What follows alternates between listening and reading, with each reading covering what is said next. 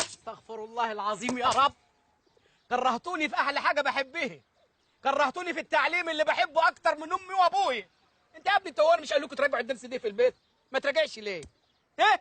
وانت يا ابني انا مش قايل لك تجيب ولي امرك؟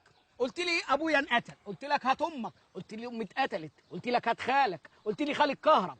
انا عايز اشوف حد من عيلتك. انت هتتعلم يعني هتتعلم. اوكي. الله يرحم ابوك يا اخويا. دلوقتي يا اخويا انت وهي اسمعوا النتيجه بتاعت امتحان الاسبوع اللي فات. سيد ابراهيم عوضين فندم 4 من 50. ألف مبروك ألف مبروك.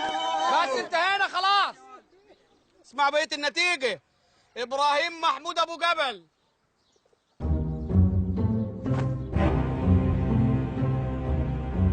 جبت كام؟ انت خدت 62 من 50 يا ابو جبل.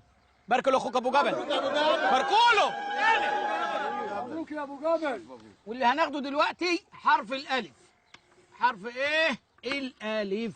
حرف الالف ده من الحروف المميزه، ولما بتبقى الهمزه فوق بنقول لما تبقى الهمزه تحت بنقول ايه. انت يا بنت يا صباح، انت بنت مذاكره إيه؟ قولي لي يا بنت كلمه بتبتدي بحرف الايه.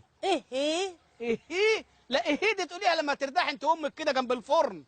جاتك نيله انت يا واد انت. ايوه يا فندم. قول لي كلمه بتبتدي بحرف الايه. اليسه. مين يا اخويا؟ اليسه. مين اليسا دي؟ واحده كده بترقص وتغني بس ايه زي لقطه القشطه يا فندم. نيل يا عجل يا اهبل. انت يا راجل انت قول لي كلمه بتبتدي بحرف الايه. انتوا مين يا اخويا؟